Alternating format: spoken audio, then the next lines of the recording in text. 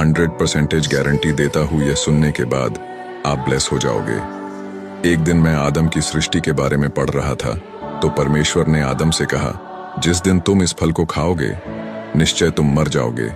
लेकिन मैंने परमेश्वर से सवाल किया, आदम के फल खाने के बावजूद भी 930 साल और भी जीवित रहा, तो परमेश्वर अपने आदम को ऐसा क्यों कहा, जिस दिन तुम फल खाओगे उस दिन तुम निश्चय मर जाओगे?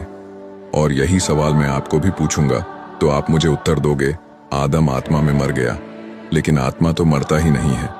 तो इसका सही जवाब क्या है? इसका जो सही जवाब परमेश्वर ने जो मुझे दिया, आप सुनकर हिल जाओगे।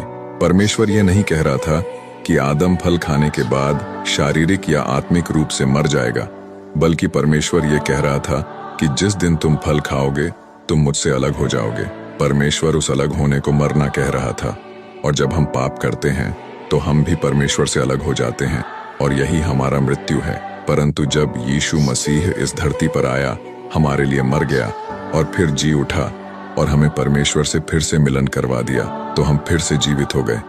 क्योंकि जो कोई भी उस पर विश्वास करते हैं उस पर दंड की आज्ञा नहीं है। क्या आप इस बात पर विश्वास करते हैं कि परमेश्वर ने आपको पाप की मृत्यु से जिलाया है? अगर विश्वास करते हो तो बोलो आमीन, और एक शेयर जरूर करना ताकि दूसरे भी अपने आप को पापी ना समझें।